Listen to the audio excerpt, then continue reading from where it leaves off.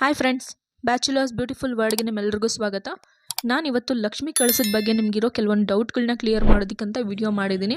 ಅಂದರೆ ಕಮೆಂಟ್ ಮುಖಾಂತರ ತಿಳಿಸೋದ್ರಿಂದ ಎಲ್ರಿಗೂ ರೀಚ್ ಆಗೋದಿಲ್ಲ. ಸೊ ಹಾಗಾಗಿ ವಿಡಿಯೋ ಮುಖಾಂತರ ಶೇರ್ ಮಾಡೋದ್ರಿಂದ ಪ್ರತಿಯೊಬ್ಬರಿಗೂ ರೀಚ್ ಆಗುತ್ತೆ, ಪ್ರತಿಯೊಬ್ಬರಿಗೂ ಇರೋ ಡೌಟ್ಗಳು ಕ್ಲಿಯರ್ ಆಗುತ್ತೆ ಅನ್ನೋ ಕಾರಣಕ್ಕೆ ಈ ವಿಡಿಯೋ ಮಾಡಿದ್ದೀನಿ. ಏನಂದರೆ ಕೆಲವ್ರು ಕೇಳ್ತಾಯಿದ್ರಿ, ಡೋರ್ ಯಾವ ಸೈಡಲ್ಲಿ, ಈ ಸೈಡಲ್ಲಿದೆ, ರೈಟ್ ಸೈಡಲ್ಲಿದೆ, ಲೆಫ್ಟ್ ಸೈಡಲ್ಲಿದೆ, ಎಲ್ಲಿಡಬೇಕು ಅಂತ. ಸೊ ಡೋರ್ ಎಲ್ಲೇ ಇದ್ದರೂ ಡೋರಿಂದನೇ ತಾನೇ ನೀವು ಎಂಟ್ರಿ ಆಗೋದು. ಸೊ ಹಾಗಾಗಿ ನೀವು ಆಚೆಯಿಂದ ಒಳಗಡೆ ಬರ್ತಾ ನಿಮ್ಮ ಬಲಗಡೆ ಭಾಗ ಬರುತ್ತಲ್ವ ನೋಡಿ ಈ ಥರ, ಅಥವಾ ನೀವು ಒಳಗಿಂದ ಆಚೆ ಹೋಗ್ಬೇಕಂದ್ರೆ ನೋಡಿ ಈ ಥರ. ಇವಾಗ ಒಳಗಿಂದ ಆಚೆ ಹೋಗ್ಬೇಕಂದ್ರೆ ನಿಮ್ಮ ಲೆಫ್ಟ್ ಸೈಡ್ ಬರುತ್ತೆ ನೋಡಿ, ಎಡಗಡೆ ಭಾಗ, ಅಲ್ಲಿ ಮೂಲೆಯಲ್ಲಿ ಕಾರ್ನರಲ್ಲಿ ಇಡಬೇಕು. ಅರ್ಥ ಆಯ್ತಾ? ಇವಾಗ ಕ್ಲಿಯರ್ ಆಗಿದೆ ಅನ್ಕೋತೀನಿ. ಮತ್ತು ಇದು ಕಳಸನ ಯಾವ ಟೈಮಲ್ಲಿ ಇಡಬೇಕು, ತೆಗಿಬೇಕು ಅಂತ ಕೇಳ್ತಾ ಇದ್ರಲ್ವಾ. ಸೋಮವಾರ ಇಟ್ಟು ಗುರುವಾರ ತೆಗ್ಯೋದ ಅಥವಾ ಗುರುವಾರ ಇಟ್ಬಿಟ್ಟು ಸೋಮವಾರ ತೆಗ್ಯೋದ ಅಂತ ಕೇಳ್ತಿದ್ರು. ಇಟ್ಟು ತೆಗಿಬಾರ್ದು, ಇಟ್ಬಿಟ್ಟು ಈ ಸೋಮವಾರ ಇಟ್ಟರೆ ಗುರುವಾರ ತೆಗಿಬೇಕು, ತೆಗ್ಬಿಟ್ಟು ಮತ್ತೆ ಹಂಗೆ ಪ್ರತಿಷ್ಠಾಪನೆ ಮಾಡಬೇಕು. ಅರ್ಥ ಆಯ್ತಾ? ಅದು ಕಳಸನ ತೆಗಿಬೇಕಂದ್ರೆ ಫಸ್ಟು ಅದನ್ನು ನಮಸ್ಕಾರ ಮಾಡ್ಕೋಬೇಕು, ಮುಟ್ಟಿ ನಮಸ್ಕಾರ ಮಾಡ್ಕೊಂಡಾದ್ಮೇಲೆ ಕಳಸದಲ್ಲಿರೋ ನೀರನ್ನು ಫಸ್ಟ್ ನಿಮ್ಮ ಮೇಲೆ ಪ್ರೋಕ್ಷಣೆ ಮಾಡಿಕೊಂಡು ಆಮೇಲೆ ಮನೇಲಿ ಇರೋರಿಗೆ ಎಲ್ರಿಗೂ ಪ್ರೋಕ್ಷಣೆ ಮಾಡಿ ಪ್ರತಿ ಮನೆಯಲ್ಲಿರೋ ಪ್ರತಿ ಮೂಲೆಗೂ, ಅಂದರೆ ಬೆಡ್ರೂಮ್ ಆಗಿರ್ಬೋದು, ದೇವ್ರ ಮನೆ ಆಗಿರ್ಬೋದು, ಕಿಚನ್ ಆಗಿರ್ಬೋದು, ಎಲ್ಲ ರೂಮ್ಗೂ ಪ್ರೋಕ್ಷಣೆ ಮಾಡಬೇಕು. ಅಂದರೆ ನೀರು ತುಂಬ ಪವಿತ್ರವಾಗಿರುತ್ತೆ. ಇವಾಗ ಏನು ವರಲಕ್ಷ್ಮಿ ಹಬ್ಬದಲ್ಲಿ ಕಳಸ ಇಟ್ಟರೆ ಆ ನೀರನ್ನ ತುಂಬ ಪವಿತ್ರವಾಗಿರುತ್ತೆ ಅಂತ ಭಾವಿಸ್ತೀವಲ್ಲ, ಅದೇ ರೀತಿ.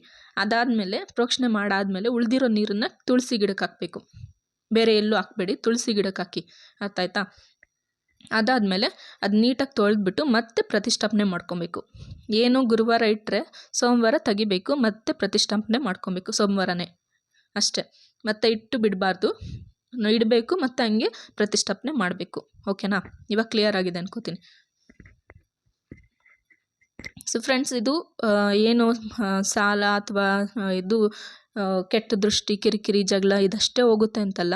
ಇದು ಮಾಡೋದ್ರಿಂದ ಡೋರ್ ಓಪನ್ ಮಾಡಿದ್ರೆ ನೀವು ಎಲ್ಲಿಂದ ಆಚೆಯಿಂದ ಹೊರಗಡೆ ಬರಬೇಕಂದ್ರೆ ಒಂದು ಒಳ್ಳೆ ಪರಿಮಳ ಬರುತ್ತೆ ಡೋರ್ ಓಪನ್ ಮಾಡಿದ ತಕ್ಷಣ ಅಲ್ವಾ. ಏನೋ ಒಂದು ದೇವಸ್ಥಾನಕ್ಕೆ ಹೋಗ್ತಾ ಇದ್ದೀವೇನೋ ಅನ್ನೋ ಫೀಲ್ ಕೊಡುತ್ತೆ. ಹಾಗಾಗಿ ಏನೋ ಒಂದು ಮನಸ್ಸಿಗೆ ಒಂಥರ ಖುಷಿ ಕೊಡುತ್ತೆ ಆ ಸ್ಮೆಲ್ಗೆ.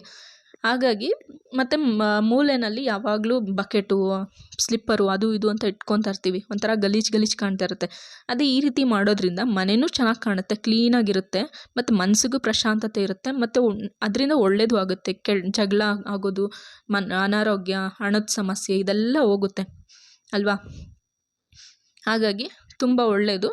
ಪ್ರತಿಯೊಬ್ಬರು ಟ್ರೈ ಮಾಡಿ. ಹೇಗಾಯಿತು ಅಂದರೆ ಅದರಿಂದ ಏನಾದರೂ ಅನುಕೂಲ ಆದರೆ ದಯವಿಟ್ಟು ನನಗೆ ತಿಳಿಸಿ.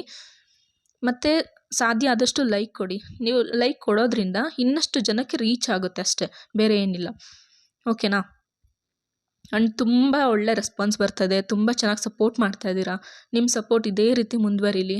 ಪ್ರತಿಯೊಬ್ಬರಿಗೂ ತುಂಬ ತುಂಬ ತುಂಬ ಧನ್ಯವಾದ.